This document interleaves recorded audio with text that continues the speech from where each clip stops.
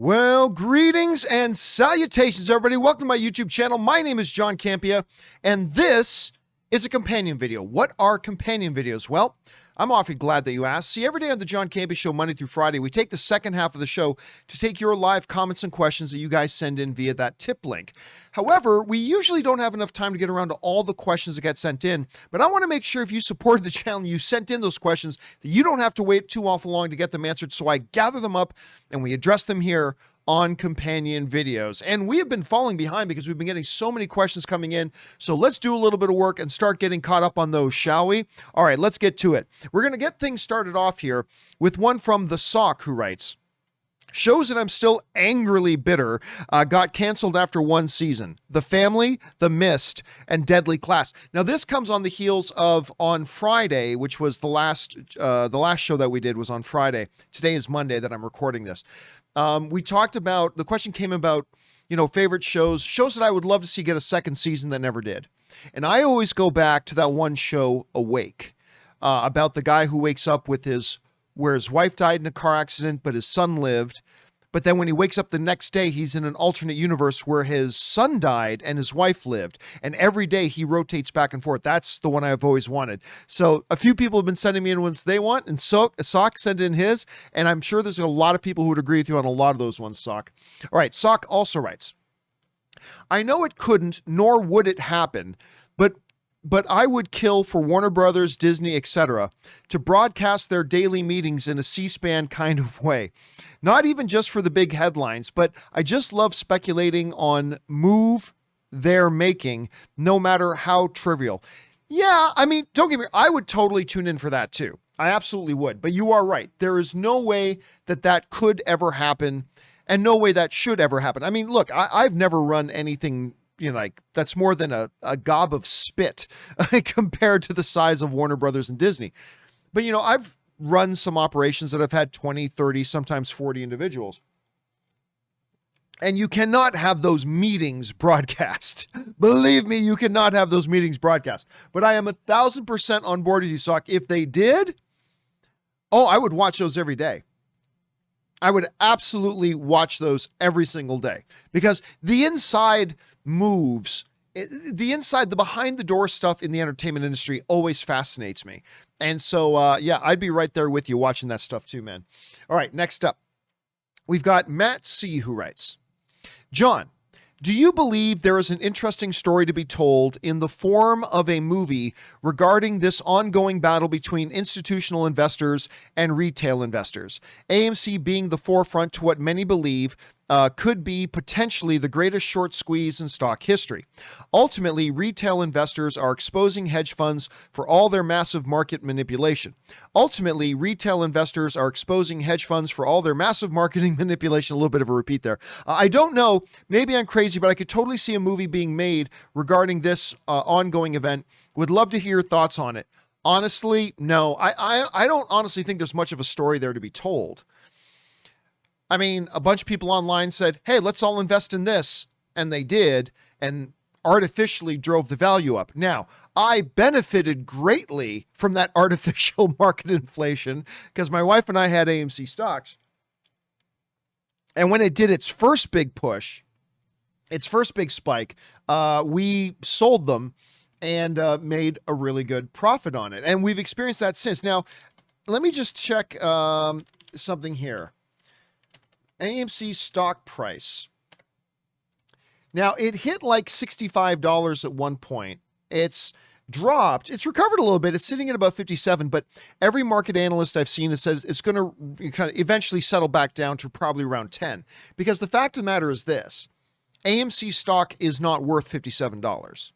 I mean, that's why even we did a story on this earlier this week, or last week, I should say, that a bunch of AMC executives even realized, and we did a big story on this, realized this is not what our stock is worth. Like north of $50, the AMC execs know this is not what our company is worth. This is not what our stock is worth. And so we're going to take advantage of this and we're going to sell our stock. So even AMC executives knew that AMC stuff is not, that AMC stock is not worth that much. And ultimately, since the stock is not actually worth that much, it is going to come down. Now, yeah, you can artificially inflate it again, but ultimately what the company is actually worth is going to come into play. Now, the other side of that coin,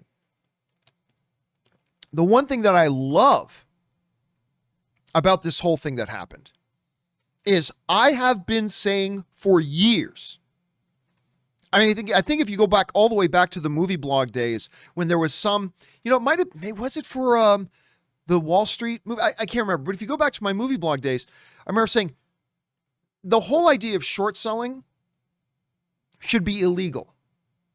The whole idea, because it by nature, now look, I'm not a financial expert, okay? So take what I'm rambling about here as exactly what it is. A total novice, a total, what's the best word for it? Civilian when it comes to the things of stock markets, right? But to me, as a total, novice and civilian when it comes to financial matters like this, it always rubbed me the wrong way that when you are organizing and you are betting on the failure of a company and the failure of a stock, you are by essence manipulating the market. They have been playing this game for a long time. And I'm not going to lie, look, nobody likes to see people lose all their money and go broke or anything like that. I get that. But there was a part of me that felt a little sense of satisfaction seeing all these companies who have built their fortunes on manipulating the markets and negatively influencing it and betting on the failure of certain things.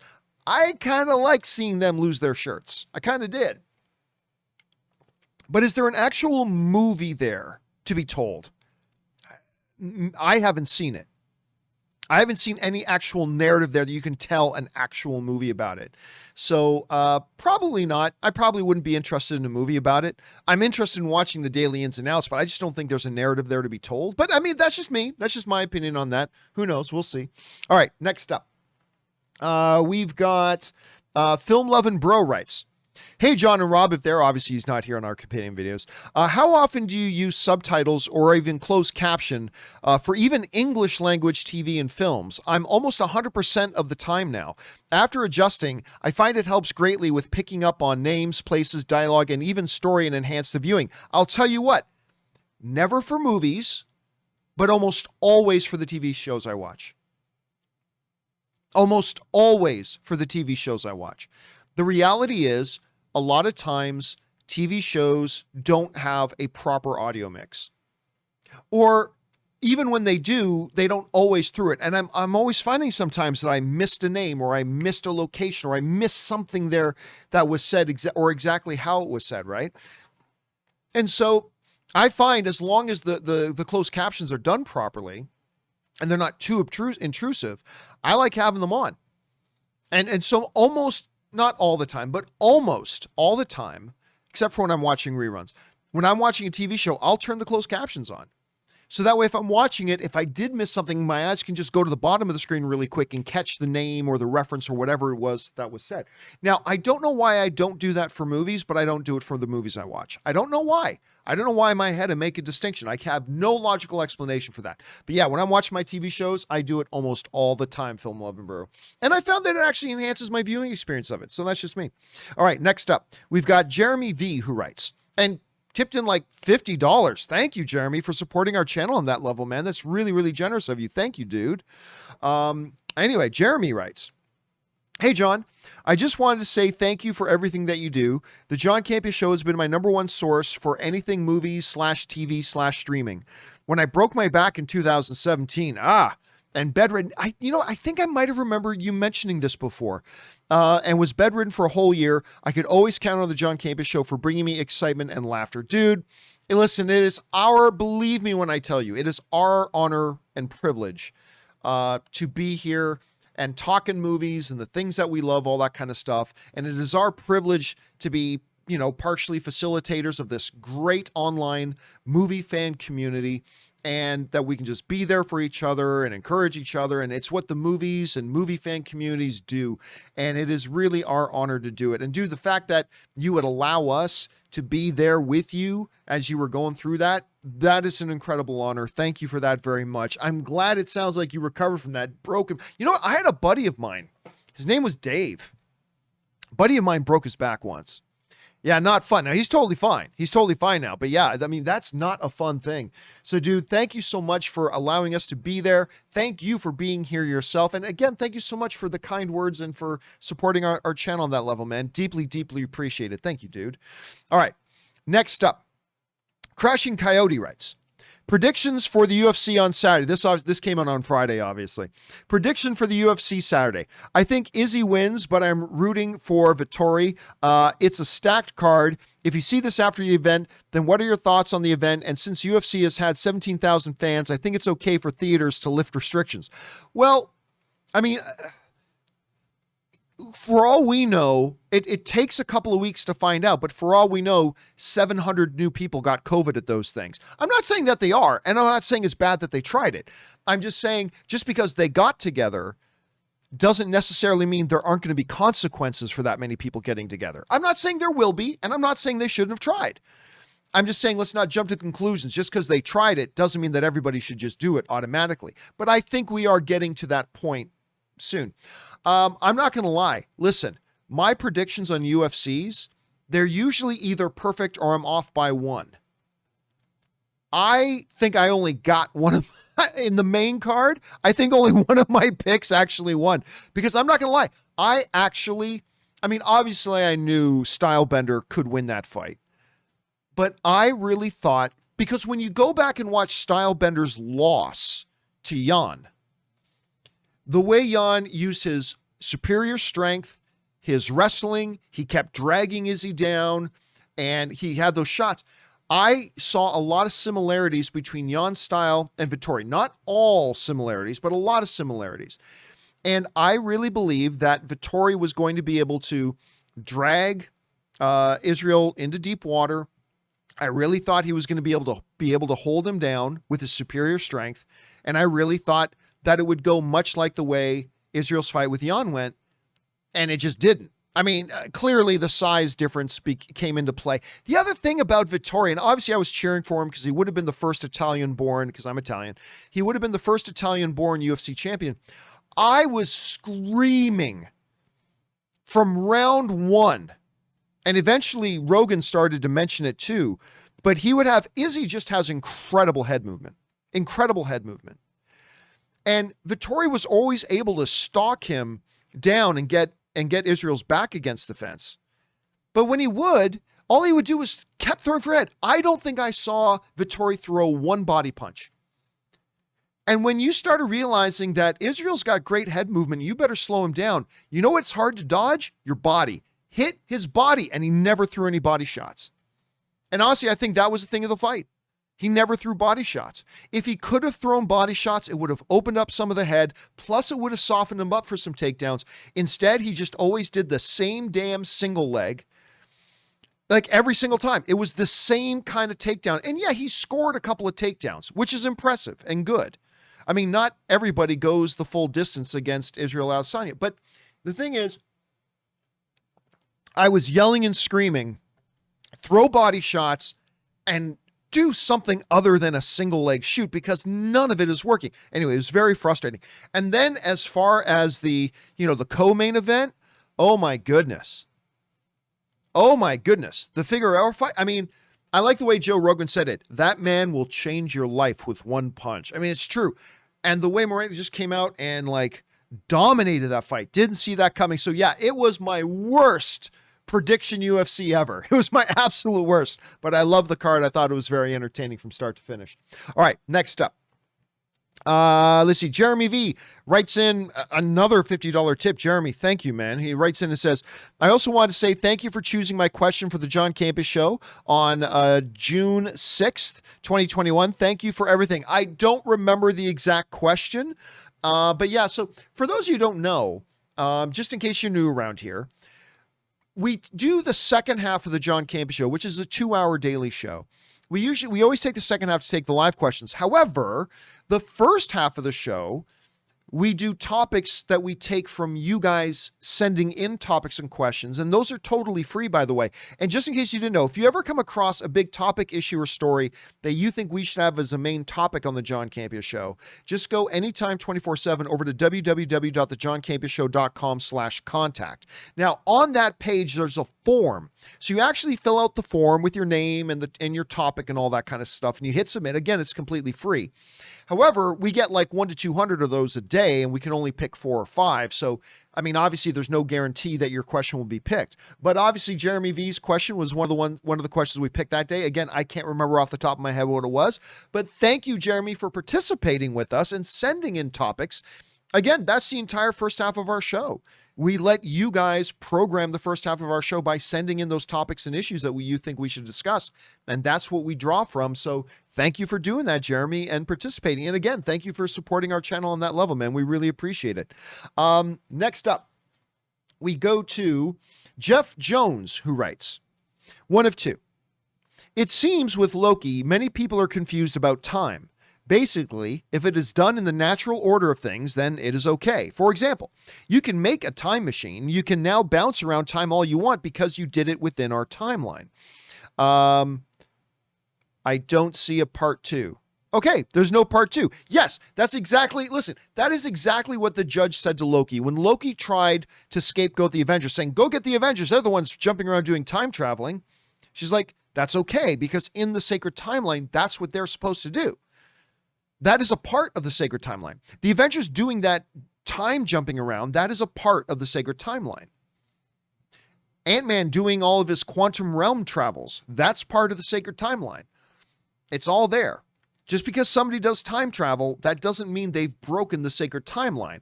It's a little confusing, yes, but that seems to be the way they're setting up. So it's a good way you laid it out there, Jeff. All right, next up. Hulk Salty Toe Jam writes, Hulk wants to fight Thanos again. Hulk rematch now with Purple Glob. Hulk will win this time when Hulk smash. Why am Hulk your favorite Avenger? And what you cook Hulk for dinner tonight? Well, Hulk is not my favorite Avenger. I do love Hulk in the MCU, at least until the Russo brothers got their hands on him. Now, don't get me wrong. I love the Russo brothers. Not just do I love their work, I've had them in my studio twice to sit down with me. They have, and they, they went out of the way to come over and say hi to me at one of the premieres and chat for a bit. They're terrific, wonderful guys, and the movies they made in the MCU have been tremendous. The one little issue I take with the Russo brothers in the MCU was how they handled Hulk. I did not like the way they handled Hulk. But that's it. That's the one little thing. That's the one element out of the thousands of elements that they oversaw that I really wish they had done differently. No, my favorite Avenger is Captain America. The Captain America. Steve Rogers. Not Bucky Barnes whenever they give him the shield. Not anybody else. It's Steve Rogers is Captain America. But, that's just me. So that's my favorite. All right, next up. We've got BK Dan who writes, John, did you guys see the viewership of Loki versus Falcon versus WandaVision? Loki, 890,000. First episode equals Loki equals 890,000. Falcon first episode, 790,000. Whereas WandaVision first episode only had 655,000 first episode. These are all first 24-hour viewership numbers. Got it from Deadline. Yes, but there's a little bit of a misunderstanding going on with there. Because in that, they mentioned the name, it starts with an S, the name of the company that actually did the measurements, that actually took the analytics. Not only is it in the first 24 hours, but it's also households that watched a minimum of 5 minutes. So you couldn't have just turned it on for 30 seconds, gone away. That wouldn't count as a view. It had to have been at least 5 minutes. Now, what is important to note is that the number wasn't actually 890,000 people. It was 890,000 people out of the 3 million households that this company measures from. Because it's the same way the Nielsen ratings. Remember, forever in the television industry, the Nielsen ratings was the big thing. Well, obviously, not every house had a Nielsen box. There was only so many households in America that had them. And then they extrapolated from that data to figure out what America-wide it would be. So it was 890,000 viewers out of the 3 million that they monitored. So that means the number was actually significantly bigger. How much bigger? Who knows? But it was actually bigger than that. And yeah, WandaVision was the smallest, but it was the first Disney Plus show with, non-A-list characters like Wanda and Vision, right? But those numbers grew exponentially, and they became the number one show in the world. But yes, it is a very, very good start for Loki. Excellent start for Loki. It's going to be interesting to see if the numbers go up like they did for WandaVision. So that we'll have to see. I mean, if people like it and get hooked on it, you'll see the numbers start to climb. If it's just good, you'll see the numbers plateau. If they're not so good, you'll see the numbers start to go down. But like with WandaVision, they just skyrocketed. So let's see what happens with Loki. Good thing to bring up, BK. Thanks, man. All right, next up. Peter Cunningham writes, "Hey, John, my theaters are finally reopening in British Columbia, Canada on June 15th. That's awesome, man. So I'm going to go see Hitman's Wife's Bodyguard, Quiet Place Part 2, In the Heights, and Disney's Cruella. They're all good. I mean, I don't know about the Hitman's Wife's Bodyguard. I don't know about that one. But all the rest of them are good. Cannot wait. Also looking forward to seeing Black Widow in July in IMAX." Yeah. Now, there were advanced screenings of Samuel L. Jackson and Ryan Reynolds, The Hitman's Wife's Bodyguard, this weekend. However, this weekend, as many of you know, was my anniversary weekend with me and Ann. So Ann and I had plans, so we didn't get around to seeing The Hitman's Wife's Bodyguard. I am excited about it. I mean, not super excited about it, but it's a Ryan Reynolds film. He's like one of my favorite movie stars, so I'm definitely going to be checking that out. And man, that is so great that theaters there are finally starting to reopen. That you're going to get a chance to see it. That is great. I can't wait for it to be Canada-wide, man. Awesome. I hope you have a great time. All right. Next up, we've got Caleb, who writes, "Could you rank these by how disappointing they were? F9, Wonder Woman 84, and Rise of Skywalker. Not by quality, but disappointing. For me, Rise of Skywalker is the most disappointing experience of my life." Well, then you've had a really charmed life. If a movie is the most disappointing experience of your life, you've had a pretty charmed life, brother. Anyway, of my life. And it'll be very hard to top it. Thanks, and bring on the filthy. Oh, yeah, there's no question. There's no question. Listen, was F9 a disappointment? Yes, but it's just the Fast and the Furious franchise. Was Wonder Woman 84 a disappointment? Sure. Because the first one was so good, but it was just one movie. And okay, the second one didn't live up to it. So I was disappointed with it, sure. But Rise of Skywalker, that's another level. Not only because I'm just a massive Star Wars fan, but I have liked most of the Star Wars stuff that has come out under Disney's thing. I love The Force Awakens. I love Rogue One. I really enjoyed Solo, even though they never should have made that movie in the first place. But still, I really enjoyed it. It was a really great, fun space adventure. I love Mandalorian Season 1. I love Mandalorian Season 2. I love Rebels. I wasn't crazy about Clone Wars Season 7. I'm not crazy about Bad Batch. The Last Jedi I thought was good. There were elements that I really liked about The Last Jedi, but there were also elements that I had big problems with. But Rise of Skywalker, man. Rise of Skywalker was totally and utterly a huge disappointment. I never thought I would say this about a Star Wars thing, but I might even rank it lower than one or two of the prequels. And I never thought I would say that, because the prequels are just bottom of the barrel garbage, but I might actually have one or maybe even two of the prequels ranked higher than Rise of Skywalker. It was that bad. And so not only was it disappointing in terms of quality, but the fact that, Disney has shown they can make great Star Wars content. Rogue One, Mandalorian, Force Awakens, Rebels, they can make great Star Wars content. And then they wrapped up that series, which had no plan from the beginning, in such an utterly disappointing way. So yeah, I mean, that's no like Fast 9, whatever. I mean, I like the vast majority of their films. They put out one that was garbage. Okay, no big deal. I can live with that. Wonder Woman, they've had one film that was great. I love the first Wonder Woman movie, but whether this one was great or not, it's not going to affect me too much. But the Rise of Skywalker, man, that was pretty disappointing. So that one's easy for me, man. All right, next up. Jordan Risley writes, "Hey, John, do you conclude That the title Wakanda Forever is paying homage to Chadwick Boseman? No, in no way, shape, or form. In a spiritual sense, not at all. That meaning that in memory he will live on. What is your take on that? Zero. Listen, I have zero doubt that if Chadwick Boseman was still alive, the next Black Panther movie was going to be called Wakanda Forever. I mean, that's the mantra. That's the big saying. That's the catchphrase. Wakanda Forever, right?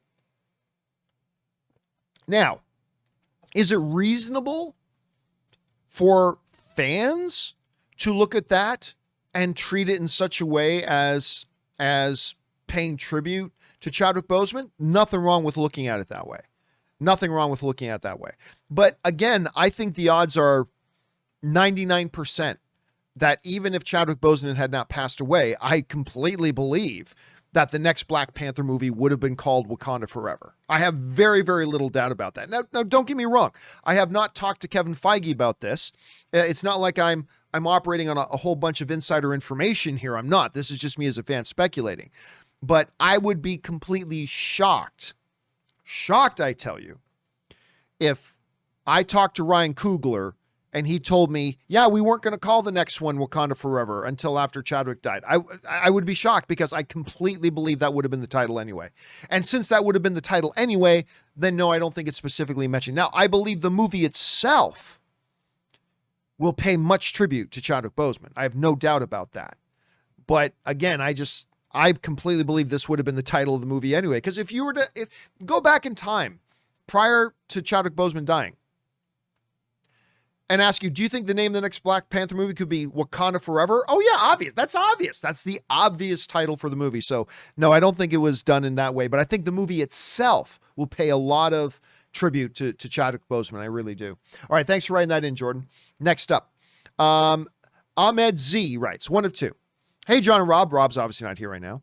I don't know what it is, but I just love Disney Plus Premier Access. I just pre-ordered Black Widow. Yippee, LOL. My question is, initially, I think your sentiment towards it is it's not a good idea, but this is the fourth one they have done, with Jungle Cruise being the fifth one to come next month.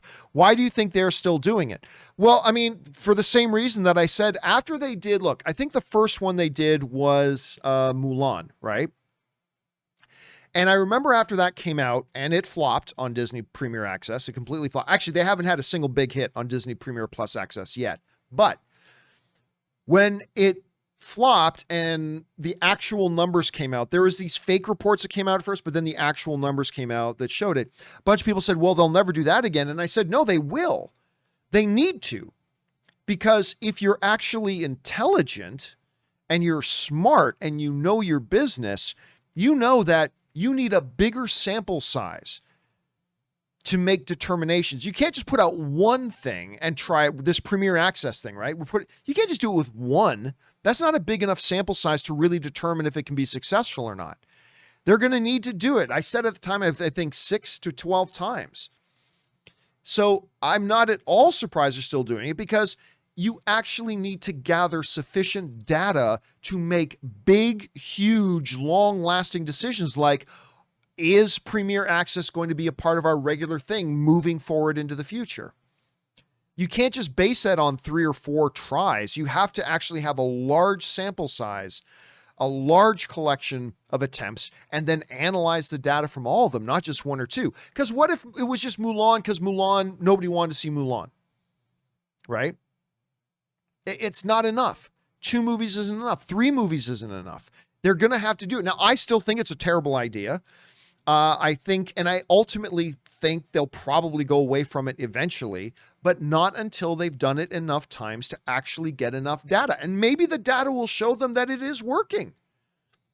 I mean, I haven't seen the data myself, so I don't know. I just keep hearing that, yeah, they're disappointed with this release and they were disappointed with that release and this didn't do all that well on Disney Premier Access, but you have to keep going and give it a legitimate shot and gather enough data to give an accurate kind of conclusion as to what you're going to do moving forward. So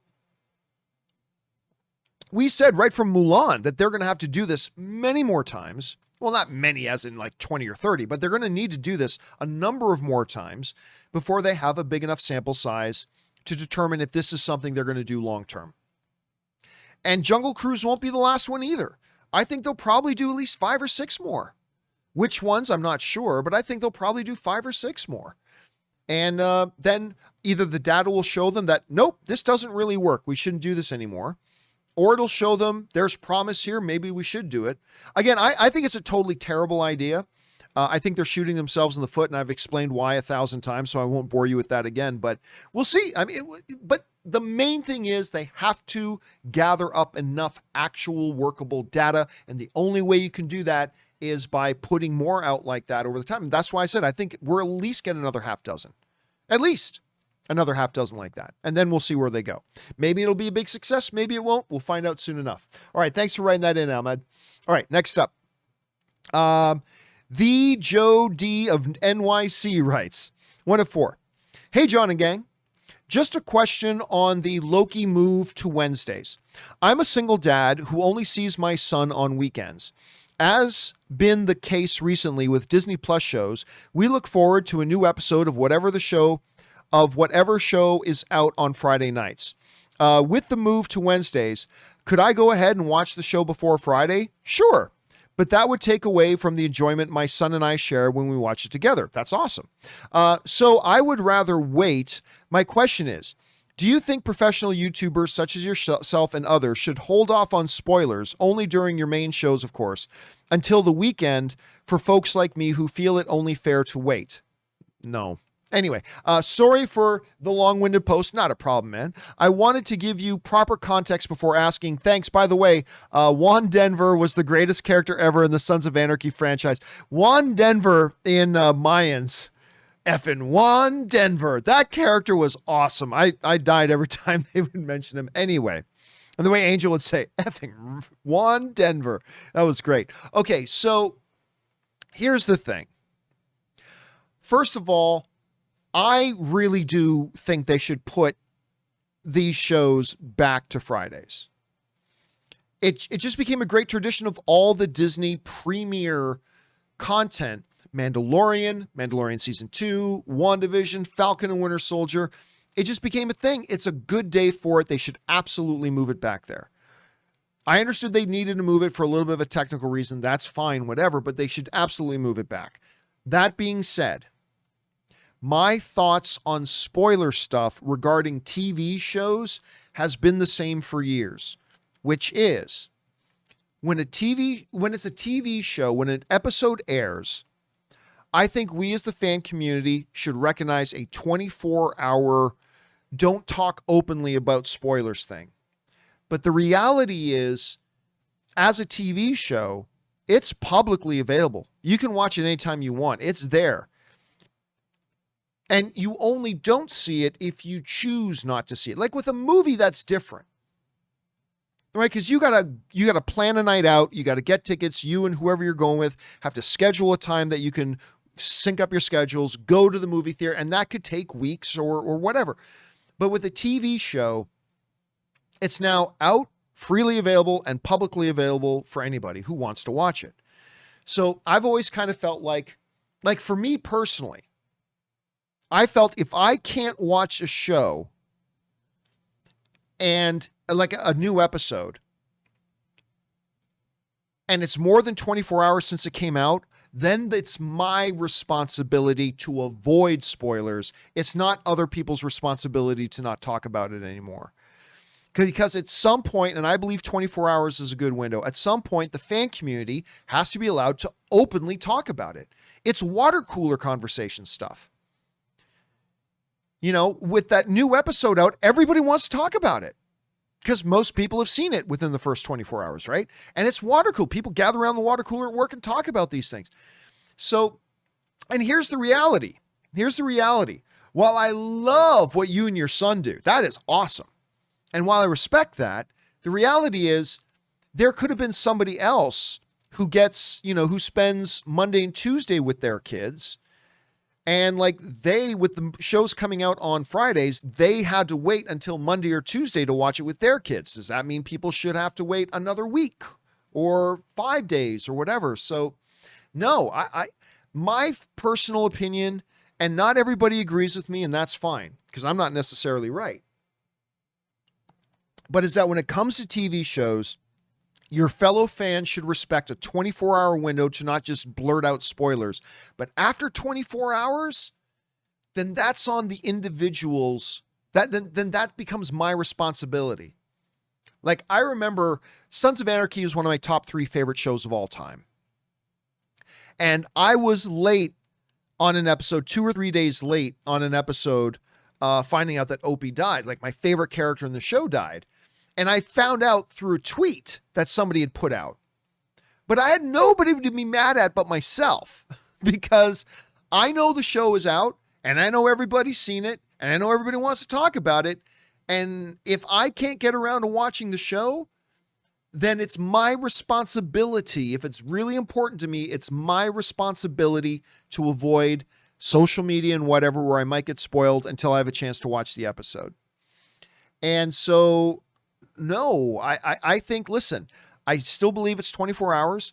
Now, listen, we do our spoiler discussion the day it comes out, but that's under a clearly defined, this is a spoiler discussion. So only come in here if you're looking for spoilers. But after that, now that we get over 24 hours away, now we're into the 36, 48 hours, 72 hours after the show comes out, the fan community just has to be able to openly talk about it. So that's my take on it. Again, I love what you do with your son, but I think it just means that you're going to have to, from Friday to, well, I mean, if the show comes out Wednesday night, so it just means Wednesday and Thursday, and really we won't talk open spoilers on Wednesday. So really all you got to do is avoid Thursday. But again, that becomes your responsibility. You know what I'm saying? The rest of the fan community has to be able to openly talk about it. So that's kind of my take on it. But again, I think that is awesome what you and your son do together, man. That's great. I hope you guys continue to do that. And I hope they move it back to Fridays for many reasons, but also for your sake, man. I hope they do move it back to Fridays. All right, next up. Thanks for writing that in, the Joe D. All right, next up. The Sock writes, I haven't watched Kim's Convenience, but the fact that they canceled it the way they did, then made a spin-off makes my blood boil. Shame on them. I kind of hope that they struggle after that. I hate seeing people being punished for doing good. Yeah, so where this comes from was that I won't go into the whole drama of Kim's Convenience getting canceled again, which is total BS. Total BS. The network wanted it back. The actors wanted it back. The crew wanted it back. They were all expecting it was going to be back for season 6. Everybody was planning for it. And then just the showrunners out of nowhere said, nah, we don't want to do it anymore. Last second, just dropped a bomb on them and the show gets canceled. So this show, what we found out from Simu Liu was that this show about this Korean-Canadian family, this family that immigrated and came over from Korea, and they had this one Caucasian character, Shannon, who is a great character. She's a great character. But they canceled this show with all Korean characters, Korean-Canadian, and they decided to do a spin-off show with the one non-Korean character. And they wonder why people get mad. So they cancel the show, and none of the other characters are getting a spinoff, but the white characters, the one lone white character, that's the one getting a spinoff show. It's a little tone deaf to me. Even though I love that character, I love the character, I do, but I love all the characters on the show. That they had to know that was going to meet some. I won't be surprised if that show never actually happens. There's just too much blowback on that. I'm not saying I have any insider information. I don't, but I would be surprised if this show actually goes ahead and actually happens. I don't think it will. I really don't. I don't think it's actually going to happen, but we'll see. All right. Thanks for that, Sock. Next up, Ismael writes, hey, John. If hypothetically Loki variants are trying to destroy the TVA, why wouldn't those variants try to be inside the TVA? Well, the first episode kind of explains that. Rather than being in different times thoughts, because they can't be inside the TVA. Again, just going off of what was said in episode 1, remember, the Timekeepers created all the members of the TVA. The TVA know who's a member of the TVA or not. So they just don't have a way of being in there. Plus, there's a way that they're always being scanned with their temporal aura. Remember that part of the show? So I don't think that would be an option for them. Now, maybe something will come up in episodes 2, 3, 4, 5, or 6 that might open the door for that. But just going off of what they said in episode 1, that doesn't seem like a feasibility. But who knows? We'll see what happens moving forward, Ismael. Maybe they'll go somewhere like that. All right, thanks for writing that in, man. Next up, Clay Woodley writes, I'm a big fan of the Jurassic Park series, and I love the first, and I love the first, and I really Jurassic World. Let me try this again. I'm a big fan of the Jurassic Park series. I love the first, and I really Jurassic World and Fallen Kingdom. It probably meant I really like Jurassic World and Fallen Kingdom. But one thing that I think the franchise has come up short on is the dinos versus dino battles. Aside from the final fight in Jurassic World, do you agree? Actually, no. I'm not all that interested in seeing dino versus dino fight because it would be pretty boring. Like when a T-Rex fights something, it's not really a fight. The T-Rex grabs it and kills it. That's a T-Rex fight. I mean, so I don't know. Should they start cracking out the martial arts? Like, should a Triceratop come running out and do a spinning back kick out of the trees and use its horn like a samurai sword? And I mean, I don't know. So no, I have not missed it. Now, look, when dinosaurs have encountered each other, like the Velociraptors and the T-Rex in the first one, that's cool to see, but that's kind of how those battles would go, right? One just kills the other. So I don't know. I don't find myself yearning for a lot of dino on dino thing. I'm very, very happy with human beings running in terror from dinos. So that's just me. That's just me. I mean, that doesn't mean you have to agree. You don't have to feel the same way I do, but that's just kind of how I see it at any rate. All right. Thanks for sending that in, man. All right. Next up, we've got Casey McNatt writes, one of how many? Hey, John, how are you today? I'm doing very well. Thank you. Listen, back when I was a kid, I was a big fan of He-Man. I used to watch that show every time it came on. Well, as we all know, Netflix is planning on bringing it back with the new Kevin Smith Masters of the Universe. Masters of the Universe Revelations. Well, Netflix just dropped the first trailer, this is a couple days ago. Dropped the first trailer for the series yesterday, and I gotta say it actually looks pretty good. Have you seen the trailer yet, and what are your thoughts on it? Were you ever a He-Man fan? Oh, dude, I used to love He-Man. I used to love Masters of the Universe.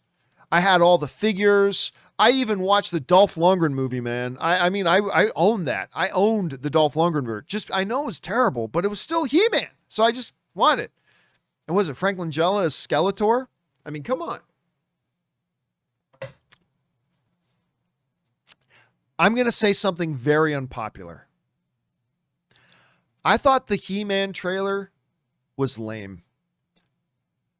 I just did. And it's one of those things where I'm seeing a lot of people raving about it. And I'm like, what? Is there another He-Man trailer that I missed? Because I just saw this one where they really, like, in a really cringy way was playing the old, I need a hero thing. It's like, come on, that's been done in like 100 action movies and whatever. And honestly, I didn't see anything in that trailer to be excited about. Shoot me. I mean, I just didn't. Now, that doesn't mean that I don't think the show's going to be great. Kevin Smith's doing it, man. I'm a huge Kevin Smith fan. So if he's doing it, I'm trusting that it's going to be really good. But as far as just the trailer goes, I'm not going to lie. I thought the trailer was lame. I really did. I saw nothing to be excited in that trailer for. But listen, we have all seen, how many times have we seen amazing movies that had terrible trailers? And how many times have we seen great trailers that ended up being terrible movies, right? The trailer and the show are two different things. I still have a lot of hope for this series. I still have high expectations for the series. But did I like the trailer? Which I'm sure Kevin Smith didn't make the trailer. That's probably the marketing division made the trailer. Did I like the trailer? No. To be honest, I didn't. But a lot of other people do, and here's hoping the show's as good as we think it can be. So I'll keep my fingers crossed. All right, next up. We've got Albert Cerna, who writes, Hey, John, big fan. Thank you so much, Albert. So everything I'm about to say is with the highest respects. You've mentioned in the past that you don't consider the Netflix Marvel shows MCU canon. Well, I mean, Kevin Feige doesn't treat them as canon because it would put them in a corner creatively, so to speak. No, that's not why I don't think they're canon. I don't think they're canon because they've never been treated as canon. They've always been treated as something completely separate. That's why. Anyway, with that being said, I wanted to ask you why you are so welcoming with the Disney Plus shows with open arms and accepting whatever happens in those shows as canon to the MCU, but not give a fair shake to the Marvel Netflix shows as MCU canon. Simple. One is done by Kevin Feige. The others were not. It's that simple. Anyway, don't get me wrong. The Disney Plus shows... where are we looking? The Disney Plus shows have been amazing, but I just wanted to see your point of view on that topic. It's no secret that I love the Marvel Netflix shows, still consider them MCU canon, and even better than some MCU films. Thank you, much love, and keep up the great work that you do. Well, thank you so much for that, Albert. And yeah, listen, let's be very clear here. I loved Daredevil, seasons 1, 2, and 3. I loved Punisher, seasons 1 and 2. I liked the first half of season 1 of Luke Cage. After that, it went kind of downhill. Iron Fist, obviously not that great. I wasn't a fan of the Jessica Jones series, either season 1 or 2. I think they had their moments. I didn't mind Defenders. I thought Defenders was okay. So the Netflix shows was a little bit of a mixed bag. But yeah, 5 of the seasons were fantastic. Daredevils 1, 2, and 3, and Punisher 1 and 2, awesome. Just awesome, awesome stuff. I don't consider them part of MCU canon because of a quality issue. They're very good. Some of them are very, very good. But one set of things are run by Kevin Feige, who is the MCU, and the other things were not. Kevin Feige very distinctly distanced himself from those things. I remember at the Phase 3 announcement event. So I was actually physically there in person at the El Capitan Theater in Hollywood, California, when Disney and Marvel put on this big event, a one-day event where they did the big rundown. It's the big event where, they announced Civil War. They had Chris Evans and Robert Downey Jr. come out on stage, right?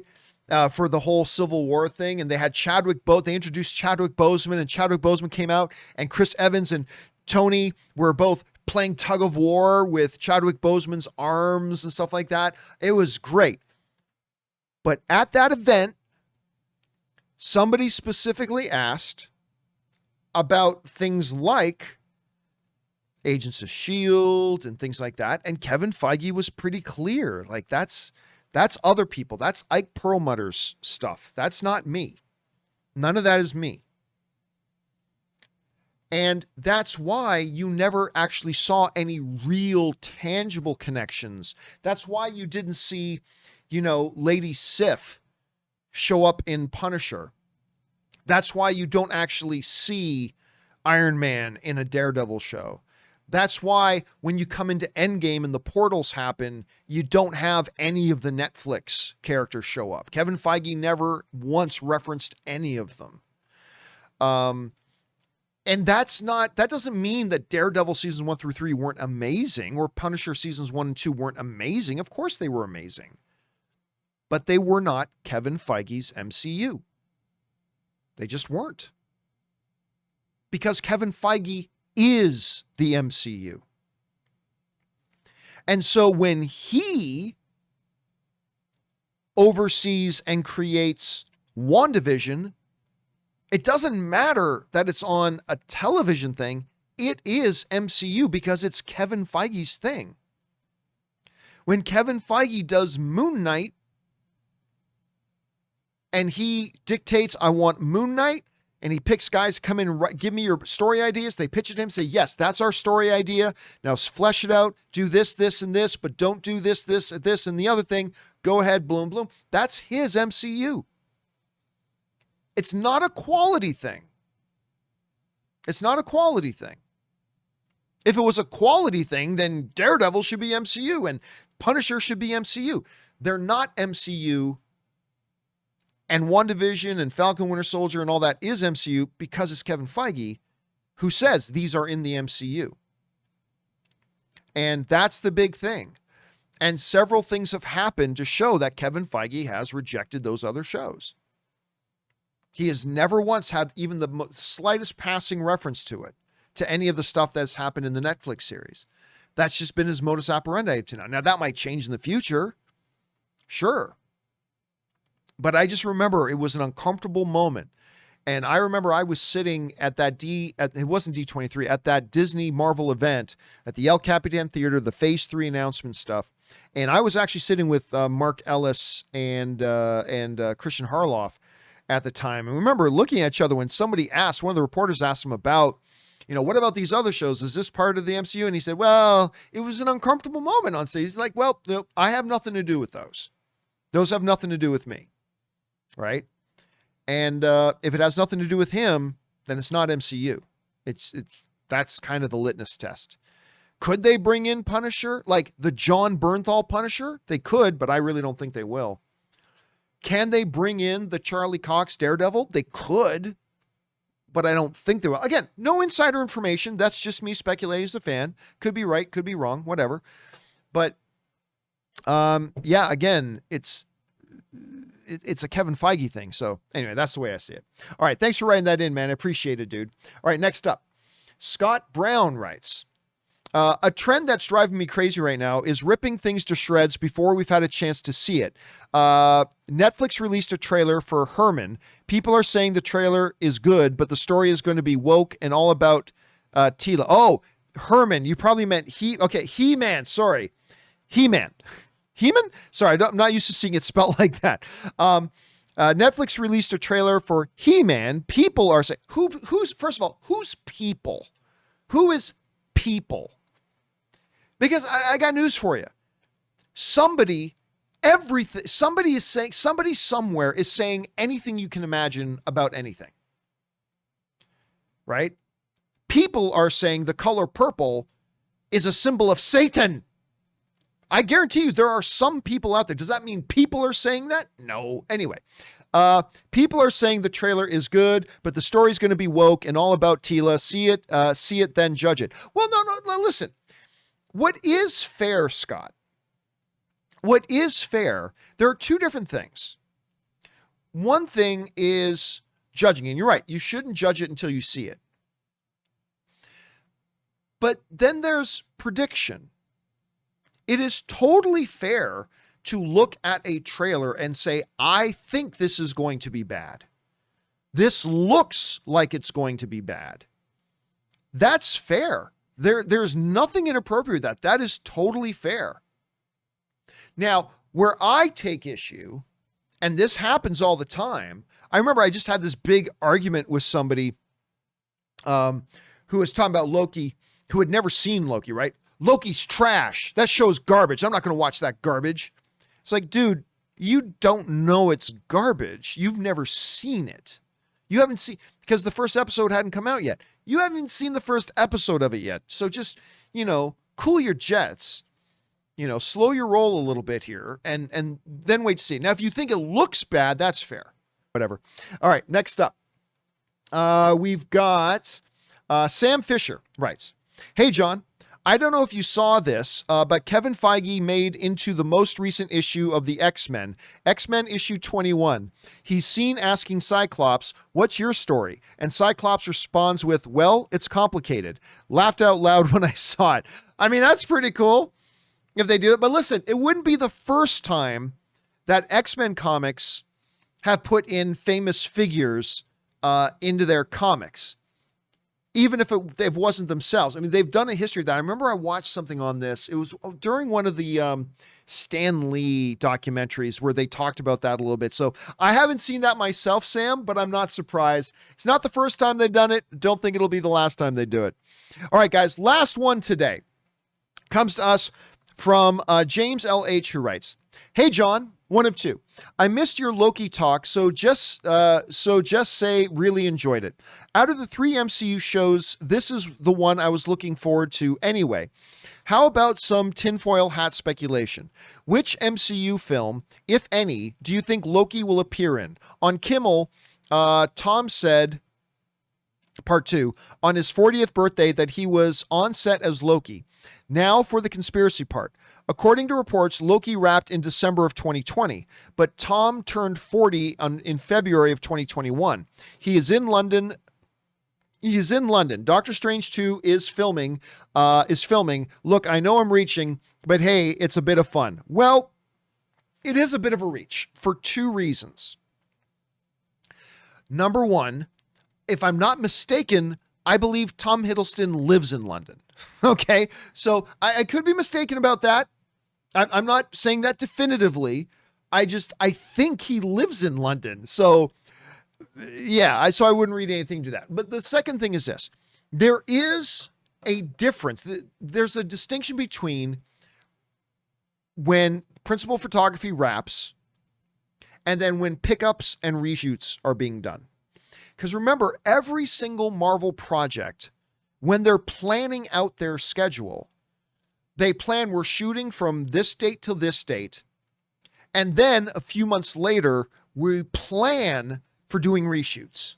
Even before they've shot a single thing, they're planning reshoots. Because Kevin Feige has explained before that they understand that once it's cool to read something on a page, in a script. That's cool. But when you actually then sit down and watch the dailies and seeing it actually coming to life, you can realize, oh, that didn't actually work the way we thought it would. Or what happens more times than not, when you're actually seeing it now on screen, Kevin Feige says new ideas get brought up. And so they always plan reshoots. So what does that have to do with Loki? It's very conceivable that Loki wrapped production and then a couple of months later went in and did reshoots and did pickup shots, because it's something that every MCU thing does. Now, look, is it possible that Loki pops up in Doctor Strange? Of course it's possible. This is the MCU. And narratively, it, like with all the multiverse talk in Loki and Doctor Strange 2 being called Multiverse of Madness, of course it's possible. Absolutely it's possible. Do I think it's probable that Loki is showing up in Doctor Strange? I don't think so. I think it's possible. I don't think it's probable. So, I mean, I won't be stunned and fall out of my seat if we do see him pop up, but if I had to bet $1, I'm probably betting that he's not going to show up there. And I have a feeling if he's saying he was on set for his 40th, and that was in February, my guess is that's right around when they would have been doing reshoots and stuff like that and pickup shots for the Loki series anyway. So that's my guess. We'll see if that's true or not. All right, guys, listen.